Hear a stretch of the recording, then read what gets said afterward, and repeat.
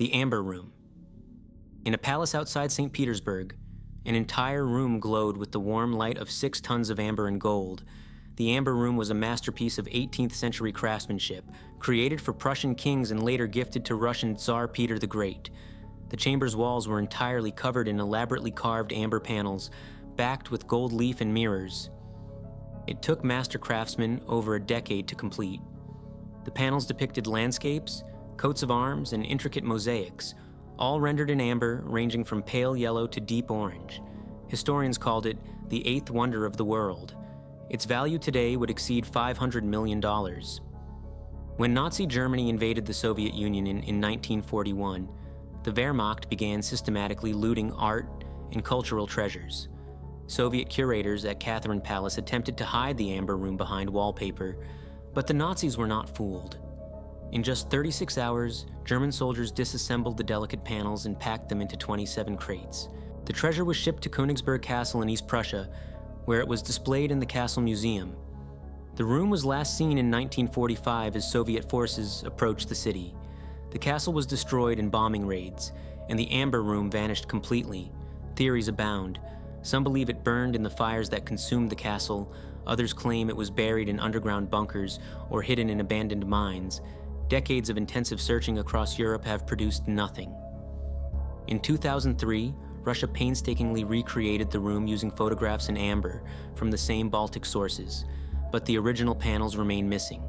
It demonstrates that even the most spectacular works of art can vanish in the chaos of war, leaving only photographs to prove they ever existed. The treasure of the Knights Templar. For 2 centuries, warrior monks accumulated wealth across Christendom. Then, in a single night, both the order and its treasure vanished. The Knights Templar were founded in 1119 to protect Christian pilgrims traveling to the Holy Land. What began as a small military order grew into one of the most powerful organizations in medieval Europe.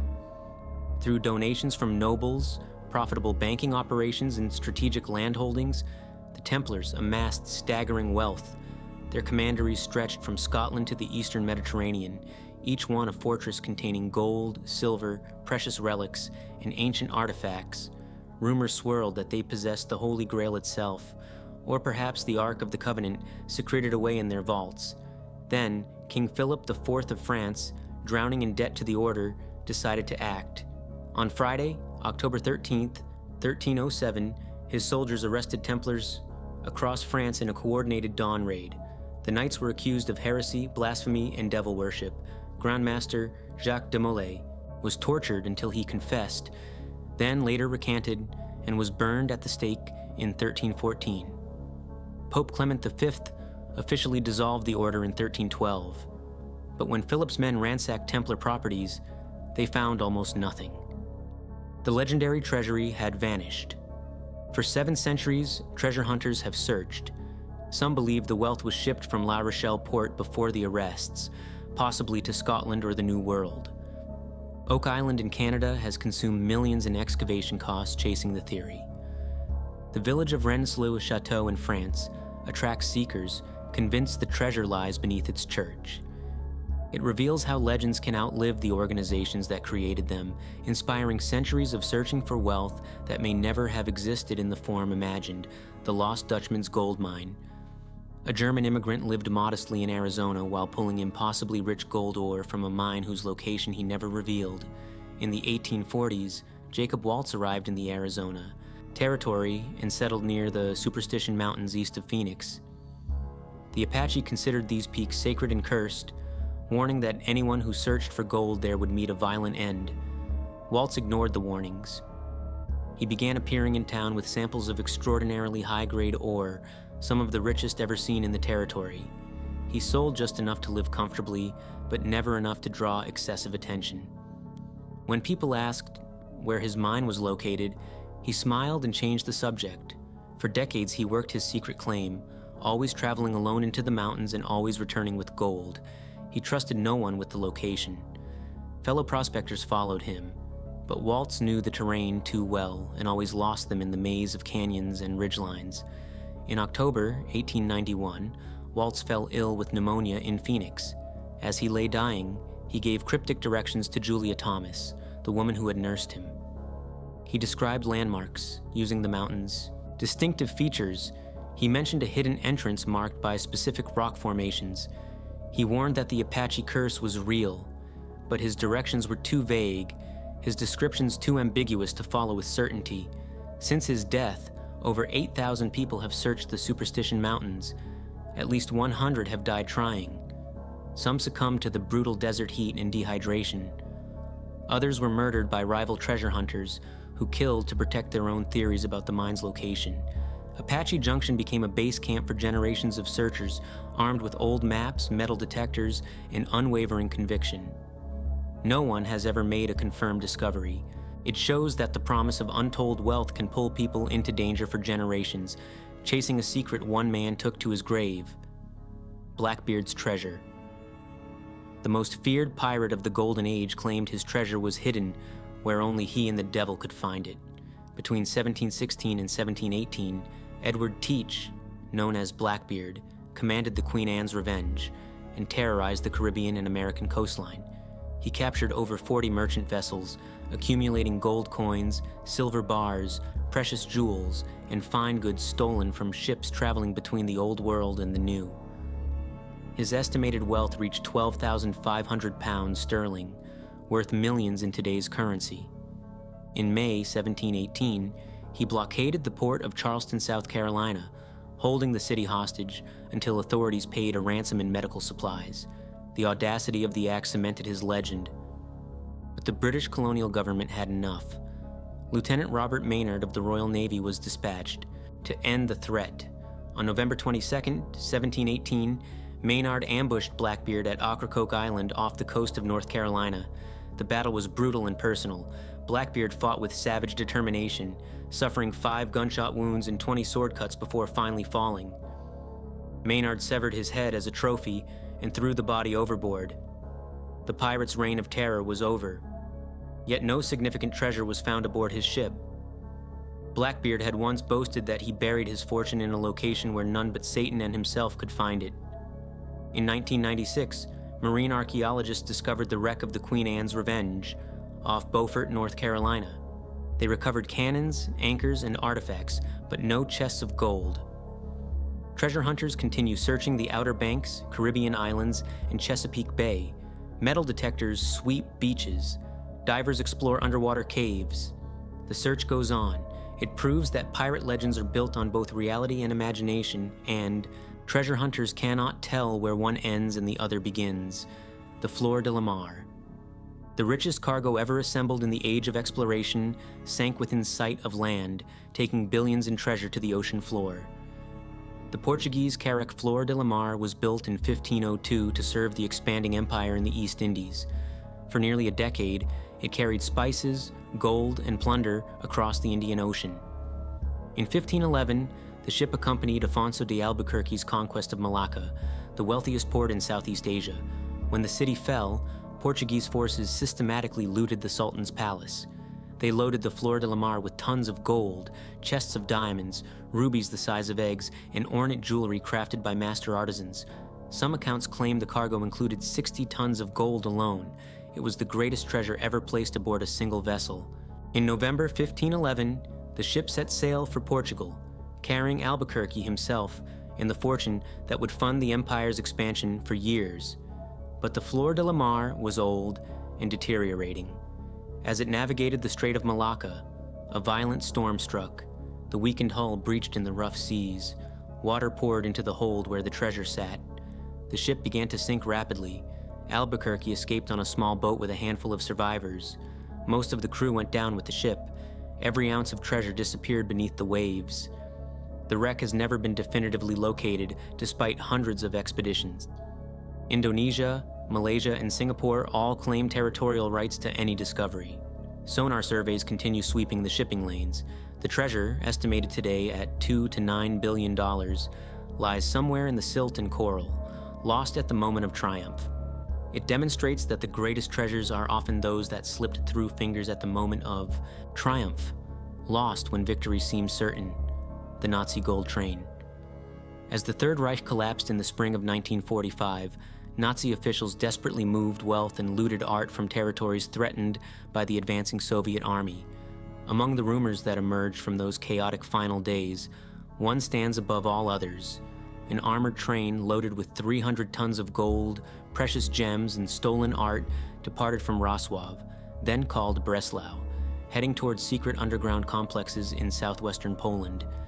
The train allegedly entered a tunnel system in the Owl Mountains near Wałbrzych in April 1945 and never emerged. Witnesses reported hearing explosions as Soviet forces approached. The Russians sealed or destroyed tunnel entrances, and the entire train with its cargo vanished into the mountain. The area was part of Project Reese, a massive network of Nazi tunnels built by slave labor, lending credibility to the possibility that a train could disappear into the earth. For 70 years, treasure hunters searched the mountains. In 2015, 2 men claimed to have located the train using ground-penetrating radar, sparking an international media frenzy. The Polish government granted an exploration permit, and cameras from around the world descended on Wałbrzych. Excavation teams dug into the alleged site with great fanfare. They found nothing. Local residents still insist the train exists somewhere in the sealed tunnel network. The vast underground complexes remain largely unexplored, their passages flooded or collapsed. Whether the train is real or merely wartime legend, the search continues. It reveals how the final days of war create mysteries that outlast the conflict itself, burying secrets that may never surface. King John's crown jewels. A king watched helplessly as 8 centuries of royal treasure sank into tidal mud, lost in minutes to the rising sea. In October 1216, King John of England was traveling through East Anglia with his entire baggage train. The procession carried the crown jewels, royal regalia, and accumulated wealth of generations of English monarchs. These weren't merely valuable objects. They were symbols of royal authority, items used in coronations, gold and silver vessels, precious gems that demonstrated the legitimacy of the throne. The treasure represented the most valuable movable wealth in medieval England. On October 12th, the baggage train attempted to cross the Wash, a vast tidal estuary separating Lincolnshire from Norfolk. They chose a causeway route across the mudflats, timing their crossing for low tide, but the tide came in faster than anyone anticipated. The heavy wagons became mired in quicksand and waterlogged sand. The drivers whipped the horses desperately, but the wheels sank deeper. The water rose around them. Within minutes, the entire train was swallowed by the rushing tide and thick silt. King John stood on the shore and watched his kingdom's treasure disappear beneath the waves. He died 1 week later, possibly from the grief and shock, though dysentery likely contributed. The lost items included artifacts dating back to the Anglo-Saxon kings, irreplaceable pieces of English history whose exact contents will never be known. The Wash has transformed dramatically over 8 centuries through continuous siltation. Numerous searches using metal detectors have produced nothing. The treasures likely lie buried under more than 20 feet of accumulated silt and sand, shifted by 800 years of tides. It shows that nature is the most effective vault, holding secrets beneath shifting sands that defy every attempt at recovery. Yamashita's gold. An executed general took to his grave the locations of treasure looted from 12 nations, hidden in hundreds of sites across an island nation. Between 1942 and 1945, Imperial Japan systematically plundered Southeast Asia. General Tomoyuki Yamashita commanded forces in the Philippines while coordinating a secret operation codenamed Golden Lily. Gold, platinum, diamonds, religious artifacts, and cultural treasures were stripped from China, Burma, Thailand, Malaysia, Singapore, Indonesia, and the Philippines itself. The stolen wealth was staggering. Some estimates suggest 175 separate treasure sites were established throughout the Philippine Islands, with a combined value exceeding $100 billion in today's currency. As American forces closed in during 1945, Yamashita allegedly ordered the treasure hidden in caves, tunnels, and underground complexes throughout Luzon. Some sites were booby-trapped with explosives. Others were sealed with prisoners of war forced inside as unwilling guardians, left to die in the darkness.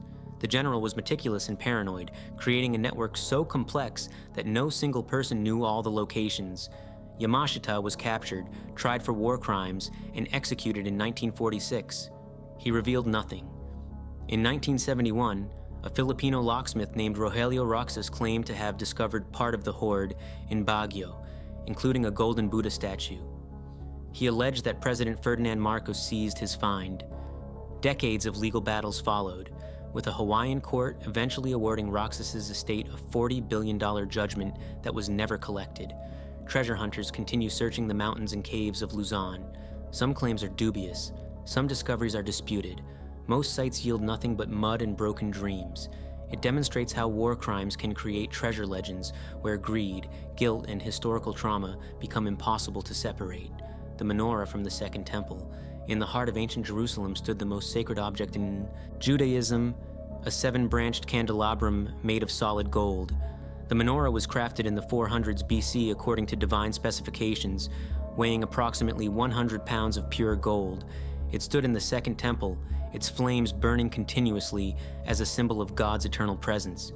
For centuries, it represented the spiritual center of the Jewish people, more than just precious metal but the physical manifestation of their covenant with the divine.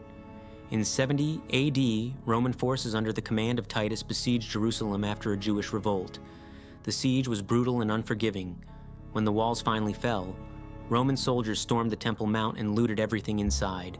The menorah was torn from its sacred place and carried away in chains. The Arch of Titus in Rome still depicts this moment, stone soldiers bearing the candelabrum in triumphal procession through the streets of the Eternal City. The treasure was stored in the Temple of Peace, a monument to Roman victory over Judea, but Rome itself would fall. In 455 AD, Vandals sacked the city and may have carried the menorah to Carthage. In 534 AD, the Byzantine general Belisarius conquered Carthage and shipped its treasures to Constantinople. Some legends claim the menorah was quietly returned to Jerusalem.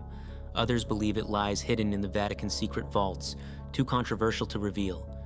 It reveals that some treasures hold value beyond wealth, their recovery a matter of faith and identity that transcends any monetary worth. The Copper Scroll treasure. Among ancient religious texts, archaeologists found a copper scroll that was not scripture, but a treasure map listing tons of gold buried across Judea. In 1952, researchers exploring caves near Qumran discovered the Dead Sea Scrolls, a collection of biblical manuscripts hidden for 2,000 years. Among the religious texts, they found something completely different. One scroll was made of copper, not parchment. It had corroded so severely that cutting it into segments was the only way to read it. What they found inside was extraordinary. The scroll described 64 locations throughout the Jerusalem area where gold and silver had been buried. It listed specific quantities, 26 tons of gold and 65 tons of silver.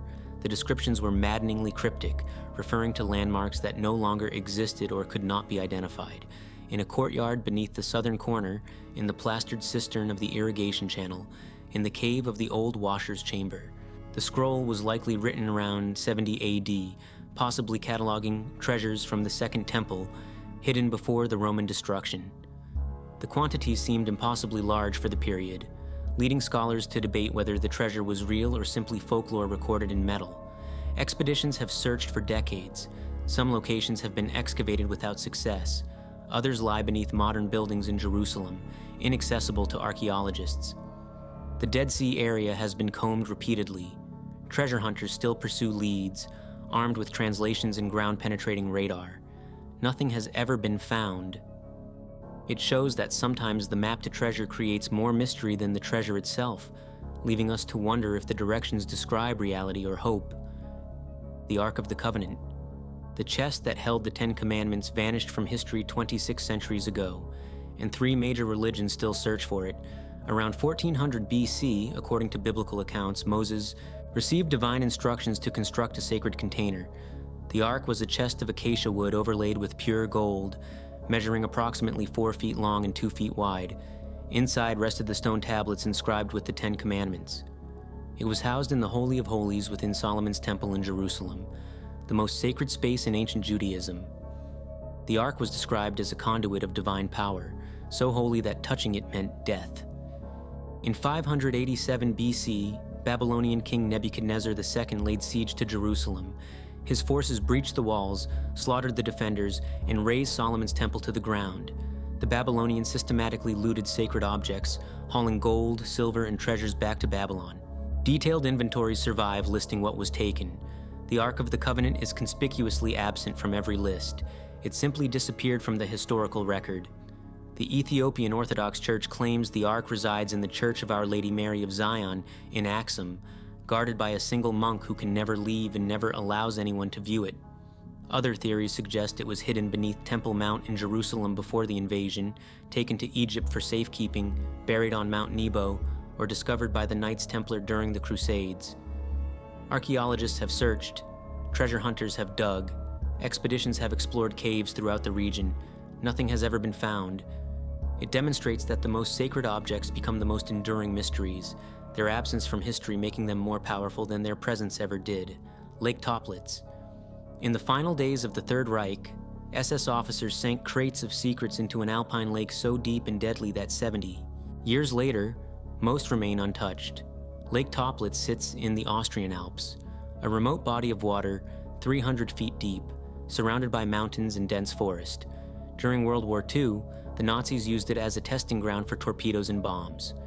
But in 1944 and 1945, as Allied forces closed in, the lake became something else, a vault for secrets that could never be allowed to surface. Operation Bernhard had operated nearby, a massive counterfeiting scheme where concentration camp prisoners forged British pounds to destabilize the British economy. As defeat became inevitable, SS officers ordered the evidence destroyed. Local witnesses reported convoys of trucks arriving at night. Prisoners were forced to load heavy crates onto boats, weight them down with chains, and drop them into the freezing water. The lake swallowed everything: counterfeit currency, possible stolen gold, classified documents, and secrets whose contents remain unknown. In the 1950s and 1960s, multiple diving expeditions braved the dangerous conditions. They recovered wooden crates containing millions in counterfeit pounds, confirming the Nazi connection. But the lake killed divers who went too deep. Submerged logs created deadly obstacles. The water turned toxic below certain depths from organic decay. Modern sonar surveys have detected large metallic objects on the lake floor, but the Austrian government now restricts diving access. Treasure hunters believe millions in gold, and priceless documents remain locked in the depths. It proves that even in the age of technology, some secrets remain protected by nature itself, locked beneath dark water that kills those who try to reach them.